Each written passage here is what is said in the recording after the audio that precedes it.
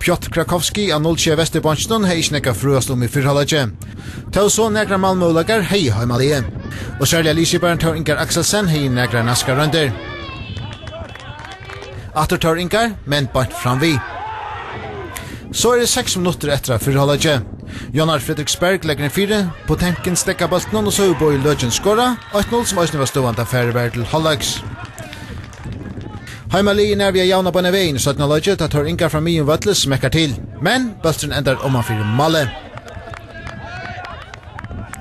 5 minutter lagt av 17-laget, og NSO I truster. 0-2 Vesterbergen fer ikke bolten borster, og så legger Jalgrim Elter en 4, her Lisjebarn Oli Hansen skårar. Heima skåren ikke nøkter, tar med av bolten regger armen til Ola til han skårar. Men domaren Georg Rasmussen gav til Gemalle 2-0. Etter rett at trusta Gestner og Potemkin røsten nærvi 2-4. Men Trygve Askamp bjergar vel. Som satt I halvdager loje for Heimalien langt fram av Vøtlen og kommer til røsten til nekra naska runder.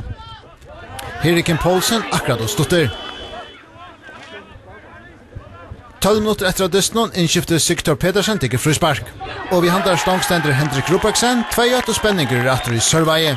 Og sender dramatikk I point etter malet da Johan Trost Davidsen smekker bolten I hødja sin egna malverja Meinhard Johansen. Meinar vil lidjande av Vøtlen og gåa løte, men kommer etter av føtter. Heimalien truster nå for å få utgjennende malet, og Hendrik Rupaksen fører ikke en gilta mållag at han kommer å standa pura leiser. Men han skjuter point av Meinar som kommer vel ut.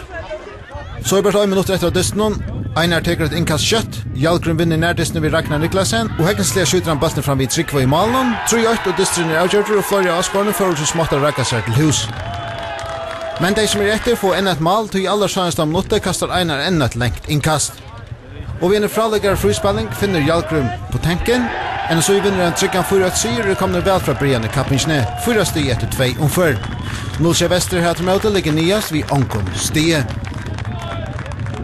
På 8 minutter I spaldo legger Kristoffer Jakobsen en lenga bolt fram til Ivan Johansen. 16-årige gamle frammerien teker bolten Hekkenslia nyer og snøyer fram vid Hannes Jakobsen og smekker bolten I nede. 8-0. Og Heimalien visste godt spill først til lødna. Atre det Ivan.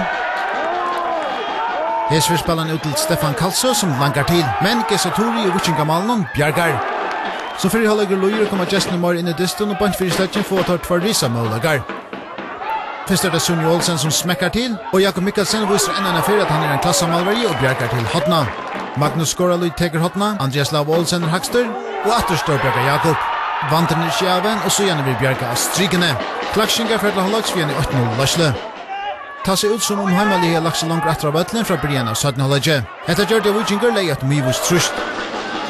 Først røyner Sunni Olsen sen, og så gjerne fyrir Barr Hansen en større Malmö-laga. Kai lurte til alla tøyna og her fyrir at I snæra lopp. Ivan langa til, men Gesa størbragar. Så kommer 2 minutter som venter dysten. Hans Jakobsen legger en 4. Magnus Gallar, Jakob Holbragar, men Sunni tykker I møte. 8-8. 8 minutter sødni 8 mål. Atle Gregersen sender en lenga bolt fram. Andreas nyttar bolten til innskift av Finn Justinesen som høgger til første fyr. 2-8 og godt leie av Vuchinganon og avskvar plassen. Nu det ganske vant for at unga Koili for å føre ned I høtten og at Justner for å avgjøre dysten. Men så leis blei ikke. Heimalien trust I atter, og heina lætjen I røsene nærvi. Vi I tøyne dommerne lagt at sett og tar blav og trusta. Hei legger en 4. Leon Bjartali hakster. Bøtteren dette for føttene innskiftet Tauro Lervik, og han trykker Koi til øyne stige. Det ender 2-2 I Klaksvik at rattvist urslit. Heimalien som for første målleggen tar Keita røynes ut fra. Men Hein Stenberg I Abemalen for vipp og pum. Det var tofta menn som truste første løtna. Men det ble omgat I verlig av vanda mykje.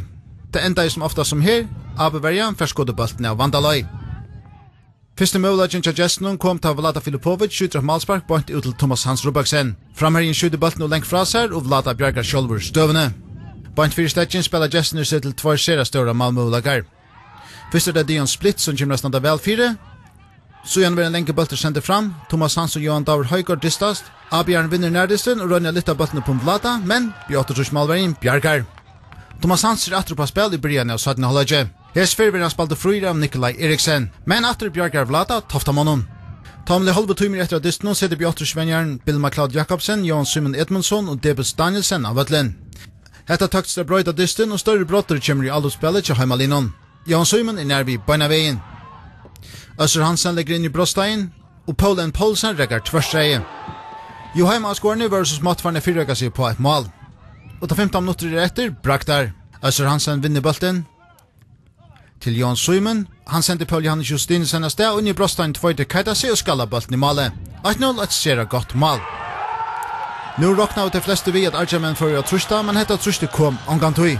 Og i stein det 8 truste med nærgen 2-0 sikri en AB at jauna. Innskiftet Debus Danielsen for sånneste mulighetene i Disney, men heien bjargar.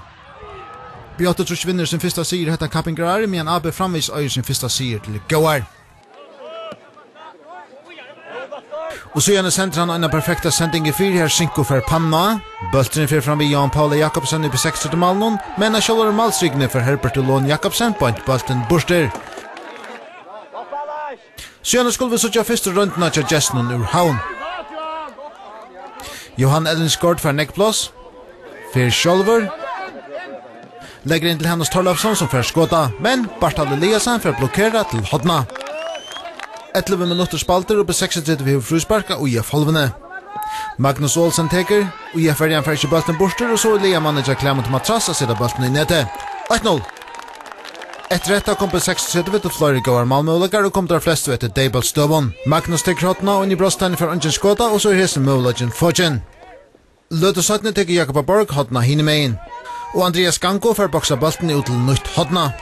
Så er det 20 minutter etter fyrre halvøyge. Bulten vil skallar atter til Jon Thomsen. Han vil pressa av Jakob Borg og legger bulten atter til Gango. Men malvergene kom det lengt ut og bulten fyrir fram vid honom. Og så gjerne kan Jakob Borg skjøte 8 ta med Nemmo malen. 2-0 som Øysten var stående til Færberg til Holløks. Fullfringa var nekkrammar i 17 halvøyge. Kanskje at uta finker mer applaus av Diabbe 6-7 leiser langer atra vødlen. Og det er ikke spalte mer enn 5 minutter av 17 halvøyge, så vi Barstad skalla fullfringar inn etter disten. 2-8. Nu er alt sett inn for å få utgjønande male. Barstad som er spalt i vergene var sendt fram i alloppe, og flere fyrir værøsene nærvi. Her er Barstad Hakster, men oppom. Brima Koroma som rattelig gjør det varst hvis i første omferdet, han spalte i en brandist med drape, struttes vel og stått for laglog, er han også nærvi av stedfestet på 6-3 siren. Vi er i sønneste alloppen og i distnon, og IF truster. Innskifter Paul Arne Jakobsen kommer inn i brøststein, legger ut til en pura leisan Bartal Eliasen, flest og heima av skårene sutja bulten i netnon, men ståndsjen er i veien. Til på 6 fjapparne som kunne fruast etter disten. Årstadsfellet i Urhavn er 8 Lio Vodafone-daltene ved 6 stigen etter 2 omfør. JF ganger ikke særligt, Lio tapp bort der første disten er. Og til Østny har vi byrja bedre. Her tar fra Benjaminsson for en bulten 4, men omma 4. Så er det andre fløton til Frøa, men René Torgar Bjerkar. Ebbe Streimer hever best ønstakkar malmøvlegar og fyrreholdet. Holvertøym er løkter og Santos røyner seg ved en lengsfote, men bant ved så inne. Stort fyrir holdet for Gudmund Nilsen så Ebbe Streimer sitt nasta gola kors for hese hendingsna, og så stått rett. Og få minutters 18 hentet det samme til habeløkerne Paul Thomas Stam. Så begge linemåløkere resten av disten vi tødjemon. Og i søgnaste sekunden av fyrreholdet hever Ebbe Streimer en gilta møvlaga i jauna. Men så en rekk vi har på malen stender just her han skal.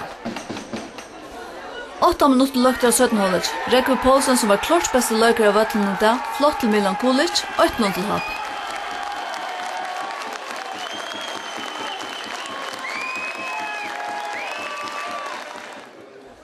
Og i ørenholdet gjør spillet jævnere og intensere, har på 38 av vøtlen så Ebbe Streimer for flere målmøvleger.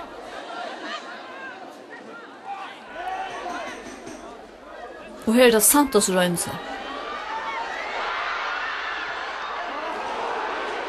Og så hans Paul Samuelsen, men innvill bøltren ikke. Her er det Søren Ankel og vil ha brottspark.